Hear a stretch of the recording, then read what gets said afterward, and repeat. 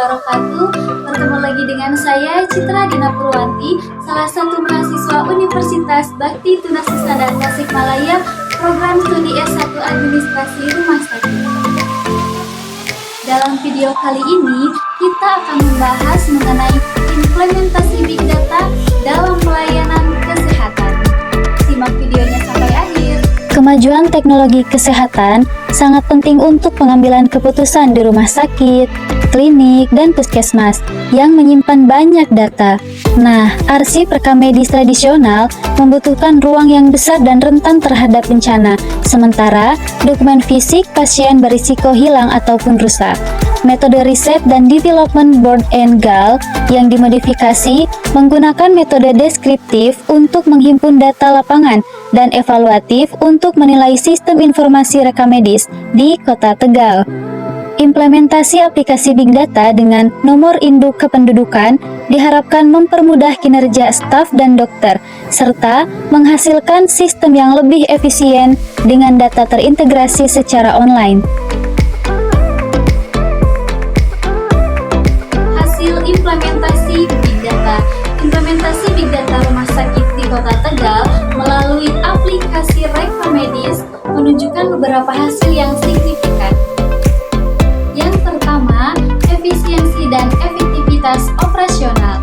Implementasi Big Data memungkinkan pengelolaan data pasien yang terstruktur dan terintegrasi, memudahkan akses riwayat kesehatan, pembaruan informasi, dan pemantauan perkembangan. Nah, ini meningkatkan efisiensi layanan karena tenaga medis tidak perlu mencari atau mengelola data secara manual. Kemudian, informasi kesehatan pasien dapat diakses secara real time, memungkinkan dokter dan perawat membuat keputusan klinis yang lebih cepat dan tepat. Data yang terintegrasi membantu dalam memberikan diagnosa yang lebih akurat dan rencana perawatan yang lebih baik. Yang kedua, yaitu pengintegrasian data nomor induk kependudukan. Mengintegrasikan nomor induk kependudukan ke dalam sistem rekam medis memudahkan penelusuran riwayat medis pasien dengan NIK sebagai kunci unik yang menghubungkan semua informasi medis. Kemudian, data medis terhubung dengan NIK dapat diakses oleh pihak yang berwenang, memungkinkan koordinasi yang lebih baik dan memastikan continuity of care bagi pasien. Yang ketiga, reduksi resiko kehilangan data. Penyimpanan data medis secara digital mengurangi resiko kehilangan atau kerusakan data yang sering terjadi pada dokumen fisik. Data seperti kartu medik, ronsen, hasil USG, dan EKG disimpan dalam sistem digital yang aman, mengurangi kekhawatiran akan kehilangan informasi yang penting. Nah, setelah tadi kita membahas hasil dari implementasi, sekarang mari kita bahas manfaat dari implementasi tersebut. Yang pertama, peningkatan pelayanan kesehatan. Sistem yang efisien memungkinkan tenaga medis fokus merawat pasien dengan informasi yang mudah diakses untuk perawatan lebih baik dan responsif. Kemudian, dengan riwayat medis yang lengkap dan mudah diakses, dokter dapat memberikan perawatan yang lebih personal dan sesuai dengan kebutuhan spesifik pasien.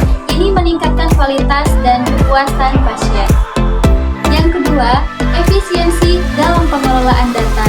Digitalisasi data mengurangi kebutuhan ruang dan biaya penyimpanan fisik, memungkinkan penyimpanan besar tanpa ruang yang luas. Kemudian, data medis terintegrasi, memudahkan analisis dan penelitian, meningkatkan layanan kesehatan dan strategi perawatan. Yang ketiga, keamanan dan kepatuhan. Sistem digital menawarkan tingkat keamanan yang lebih tinggi dibanding dengan penyimpanan fisik. Data pasien dilindungi dengan enkripsi dan mekanisme keamanan lainnya, mengurangi terjadinya akses tidak sah dan kebocoran data. Kemudian, sistem digital membantu rumah sakit dan klinik mematuhi regulasi terkait penyimpanan dan pengelolaan data medis. Ini termasuk kepatuhan terhadap standar internasional seperti GDPR dan regulasi lokal, memastikan bahwa data pasien dikelola dengan aman dan sesuai dengan hukum. video presentasi analisis hasil dan manfaat dari implementasi Big Data berdasarkan literatur yang saya dapatkan. Sekian dari saya, tapi sebelum saya tutup, saya punya pantun nih. Menuntut ilmu bekal masa depan, dengan usaha tulus tercurahkan, tugas ini saya serahkan, semoga dapat hasil nilai yang memuaskan. Assalamualaikum warahmatullahi wabarakatuh.